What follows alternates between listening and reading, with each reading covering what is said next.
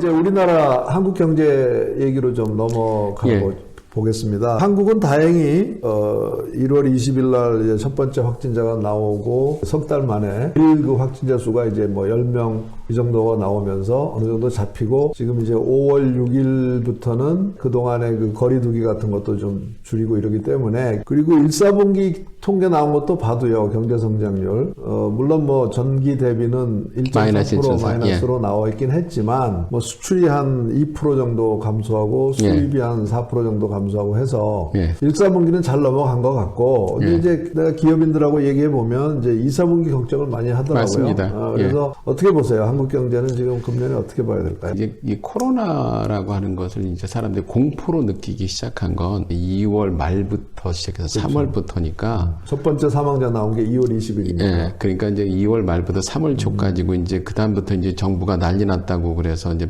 심각 단계로 격상을 하네 사회적 거리두기 하는데 이제 모이지 말라고 그러다 보니까 사실 1, 2개월, 1, 2월 정도는 괜찮았었고요. 놀랍게도 사실은 수출도 전기 대비는 마이너스인데 작년 동기 대비, 그러니까 작년 1, 4분기에서는 한 5% 성장을 했습니다. 아, 그래요? 예. 늘어난 거예요. 오. 그리고 놀랍게도 건설 투자와 설비 투자가 건설 투자 작년 동기 대비로 3.4% 올랐고요. 전기 대비도 플러스더라고요. 예, 전기 대비 플러스입니다. 설비 투자는 전기 대비보다 약간 플러스인데 전년 동기 대비는 7.6%로 꽤 왜 그러냐면 코로나에 그때 공포를 못 느꼈던 기업들이 작년에 예정했던 설비를 그냥 진행을 시킨 거죠. 이때까지는. 이게 브레이크 밟는 데 시간이 걸리니까요. 유일하게 정부 소비가 웃기는 게 뭐냐면 작년부터 선거를 의식한 탓인지 되게 많이 써서 올해 1, 4분기가 작년 동기 대비 7.1%가 늘었죠. 그게 재정 엄청 때려놨다는 얘기입니다. 이게 선거 앞두고. 실제로 금년 예산 편성이 굉장히 늘어났죠. 예, 엄청 늘어났죠. 이제 민간 소비만 이제 그 코로나의 공포 때문인지 전기 대비 마이너스 6.8, 전년 1, 4분기에 비해서는 마이너스 4.7 정도. 이 정도 민간 소비만 이제 성장률을 좀 끌고 내려간 거예요. 지금 이거는 2, 4분기가 걱정이 선방한 겁니다, 소장님이. 진짜 선방한 거고. 굉장히 그 심혈을 기울였겠죠, 당연히. 근데 문제는 2, 4분기에 가장 그 큰 문제 중에 하나가 앞으로 이제 벌써 4월 달부터 20일간 통계를 보면 4월 달이 99개월 또는 98개월 만에 최초로 무역수지 적자가 예상이 된답니다. 그래요? 아니, 수입도 주는데 어떻게 그렇죠? 왜냐하면 수출이 너무 지금 타격을 많이 있거든요. 반도체가 2, 4분기까지 괜찮았거든요. 반도체도 지난 20일 동안 마이너스 한 15% 정도? 15%? 네. 근데 뭐 자동차는요, 정말 무시무시하게 줄고 있어요. 마이너스 뭐 30-40%가 자동차가 수출이 전년 동기 대비 줄고요. 정유업계는 2, 4분기쯤 되면 완전히 고사 직전이라는 얘기를 많이 하거든요. 왜냐하면 기름값 수지가 떨어지는데 비행기가 아직 안 다니잖아요. 그렇죠. 그리고 자동차가 이게 다녀야 되는데 사회적 거리두기라는 얘기는 집에 있으라는 얘기거든요. 자동차 산업이 타격이 크더라고요. 그죠? 그러니까 노조가 우리가 임금 동결하겠다고 고용 유지하자고 최초일이라는 거 아닙니까? 강성노조가. 자기들도 위기를 의식하다는 거죠. 그 지금 보면 올해 지금 1, 4분기는 선방을 했는데 결정적으로 대외 부분부터 문제가 2, 4분기부터 생길 거라고 저는 생각을 합니다. 기업 부분의 대외 부분이 이제 타격이 지금부터 이제 본격화된다. 단 민간 소비가 아까 소장님 마이너스 6.8, 4.7 그 얘기 했잖아요. 지금 재난지원금이라는 게 5월 13일 날 의결되면 그 가구당 전 가구에 지급한다고 그래서 뭐 거의 4명당 100만 원 그거 나오면 벌써 뭐 사겠다고 하는 사람 많은데 그래서 소장님 보면 이게 3개월 만에 써야 됩니다. 이게 소장님 보복소비라는 얘기가 나올 정도로 지금 난리가 아닐 거거든요. 음식점 한 3개월간 아주 초호황일 거요. 그러니까 국내 관광지부터 여행지 지금 그거 벌써 그게 예상을 해서 그런지 이번 황금 연휴 때 코로나가 더 확산되는 걱정 많이들 하는데 지금 동해안하고 제주도가 자리가 없다는 거 아니에요. 항공편도 다 매진됐고. 벌써. 네, 완전 매진이랍니다. 그래서 소장님 이게 보면 5월 달부터 시작해서 5, 6, 7, 8까지 이 소비 패턴이 민간 소비를 엄청나게 견인할 거로 저는 인정합니다. 그건. 그러면 대외 부분에서 많이 까질 텐데 이게 지금 결국에 한쪽에서는 백신과 이걸 기다리면서 트리트를 또 계속 해가면서 그리고 이제 의료 시스템도 그래도 좀 연습을 해봤기 때문에 좀 핸들을 할 거거든요. 그렇죠. 고쳐가면서 할 수밖에 없어요. 그렇다면 수출도 조금은 이제 그 임팩트가 좀 덜하면서 회복이 될 거라고 그러는데 그래서 일단 착각이 그걸 감안해 보면 이제 5월 달부터 5, 6월 달이 갑자기 이렇게 V자로 보일 겁니다. 그리고 8월까지도 좀 부위라고 봐요. 근데 이게 끝나면 다시 현실을 마주해야 되겠죠. 왜 그러냐면 이 정부가 들어와서 실시했던 그 소주성하고 그 재산세 강화, 그 다음에 근로시간 단축이라고 하는 구조에다 손을 댄 게 꽤 있잖아요. 노조 우대까지 겹쳐 있다 보면 기업들의 수익성은 작년부터 나빠져 왔어요. 그렇죠. 예, 그래서 이게 이렇게 내수가 좋아진다. 일부 기업은 좋겠지만 이 전체적인 트렌드를 리버스하기는 충분치 않다는 겁니다. 뭐 지금 최저임금을 떨어뜨리겠습니까? 아니면 주 52시간을 리버스 하겠습니까? 아니 원전을 이 정부가 절대로 다시 생각해 볼게. 그리고 종부세 올해 소장님 종부세 내시는지 모르겠습니다만 그 종부세 이의 신청 강남은 한 건도 안 받아줬대요. 강남에 좋은 집 사는 사람들은 지금 내가 월급 받는 게 세금 내러 다니는 것 같다라고 올해 말에 팔아야 된다 이 소리를 다들 해요. 그래서 이게 보면은 소비를 다 갉아먹는 거거든요. 연말까지. 그래서 제가 보면 아까 말씀드렸던 소장님 전 V자로 보일 거다. 박수도 칠 거다. 그리고 이게 가다가 현실을 부딪히는데 플랫하게 가거나 거의 이렇게 될 가능성이 있다는 거죠. 그래서 저는 마이너스라고는 보지 않아요. 이게 옆에가 긴 루트형이 될 것 같아요. 왼쪽 바가 큰. 갔다가 이렇게 되겠죠. 근데 올해 성장률은 그래서 마이너스는 피할 수 있다고 인정합니다. 하지만 0% 안팎일 거예요.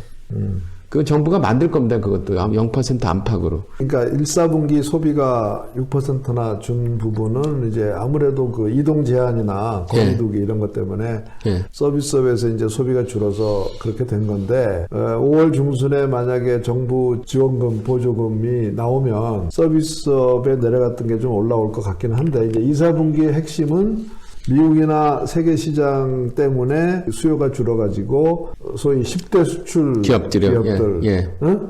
또 그거를 대표하는 대기업들 이런 쪽에서 이제 매출 감소, 생산 감소, 2, 4분기의 경제 침체는 서비스보다는 제조업 쪽에서 그렇죠. 올 가능성이 많은데, 수출기업 쪽에서. 그죠? 수출 제조, 불확실성이라 할까? 그거는 이제 미국이 이제 언제부터 좀 경제가 제대로 돌아가느냐. 근데 지금 미국 경제가 제가 보기에는 5월 말이면 상당히 많이 미국이 열 수밖에 없을 것 같아요. 그렇게 되면은 6월 말까지 미국이 경제가 예를 들면 한 80% 정도 돌아간다면은 수출 감소도 한 2달 정도 안에 끝날 수가 있지 않겠습니까? 한국 경제는 이제 내수도 좀 살아나고 수출이 만약에 2, 4분기 수준에서 좀 마이너스 된 다음에 3, 4분기 회복이 된다고 하면 2020년 전체로 볼 때 한국 경제는 뭐 제로 그로스 정도? 그 굉장히 선방하는 거 아닌가요? 엄청 선방하는 겁니다. 이제 지금 제일 큰 문제는 한국 경제의 시스템 위기의 가능성이 있느냐. 아니, 시스템 위기라는 것은 이제 외환 위기나 금융 위기 이런 이제 문제가 우선은 단기적으로는 큰 이슈일 것 같은데 뭐 외환 위기나 금융 위기 가능성은 없겠죠? 그 일단은 말씀드린 시스템 위기가 이제 뭘로 정의하냐에 따라 다른데요. 금융 위기가 될 수도 있고 재정 위기가 될 수 있고 뭐 또 다른 기업 부분의 부채 위기가 될 수 있고 여러 가지 있을 겁니다. 물론 그건 금융 위기겠지만 근데 적어도 외환 위기 같은 거는 저는 이번에 안 온다고 보고요. 그 제일 우리도 비교적 양호한 편이니까요. 두 번째는 그 대우 사태 같은 그런 위기가 오느냐 이 가능성도 좀 배제합니다. 채권 정부가 지금 회사채 다 사주겠다는 거죠? 사주겠다는 거죠. 투기 등급은 안 사주는 거죠? 아니요, 그 투기도 지금 그거 아직까지 결정 안 됐는데 수장님 그것도 사줄 수 있다는 얘기를 돌립니다. 아직 결정 안 됐어요. 투자 등급은 물론 사주고. 사주고.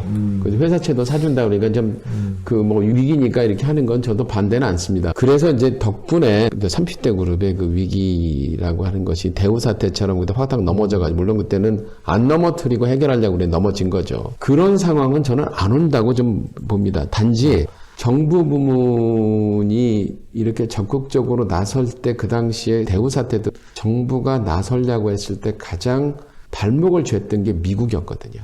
그때 기억나실 때 IMF 때 부실기업 도와주면 죽인다고 그랬거든요. 죄송합니다. 이게 죽인다는 표현을 써서. 그때 굉장한 협박이 왔거든요.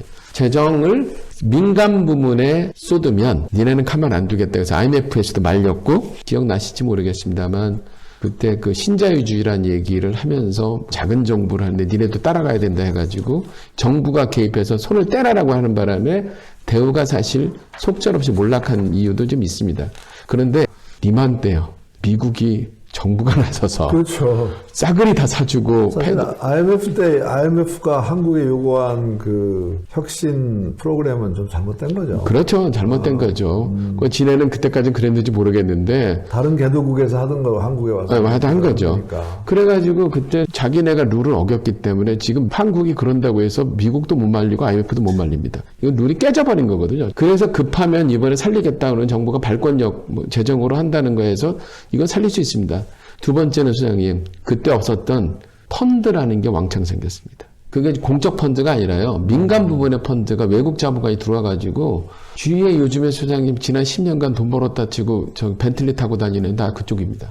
왜냐하면 부실기업이라고 사들여가지고 막 쳐낸 다음에 미국식으로 펀드가 또 다른 펀드에 팔기도 하고요. 딴 그룹에 팔기도 하고 저 공무원들도 퇴직한 후 이쪽으로 많이 갔죠. 네. 그래서 지금 보면은 그런 구조조정 대상이 될 수 있는 걸 받아줄 수 있는 이 버퍼가 그동안 풀린 또 유동성도 너무너무 많습니다. 그럼 이거 네. 긍정적으로 보시는 거네. 그러니까 IMF 때 구조조정은 거의 정부가 나섰지만 예. 지금은 예. 일부 기업의 구조조정이 필요하면 예, 사모펀드나 민간 부분에 자본이 들어와서 할 수도 있다. 그렇죠. 그거는 긍정적으로 봐야 되는 긍정적입니다. 그래서 제가 시스템 리스크가 옛날부터 적어졌다는 말씀드리는 겁니다. 그래서 예. 30대 그룹이 위험하면요. 이번에는 몰락이 아니라 다운사이징으로 할 겁니다. 예. 그러니까 그룹을 다 지금 금호 아시아나도 팔고 그랬잖아요, 다들. 결국에 이런 식으로 슈링크가 된다는 거죠. 코어만 살아남는 형태가 될 가능성이 있다. 그 산업은행 같은 데가 사실상 국가가 주인이 된 형태는 안 나올 거라는 거죠. 그래서 민간에서 이거를 해결할 수 있는 역량이 커졌으니 그래서 제가 결론적으로 말씀 재정 위기의 가능성은 있지만 네. 그밖을 제한 그 시스템 위기는 옛날보다는 훨씬 떨어졌다는 말씀을 드리는 겁니다. 가계부채는 어떻게 보세요?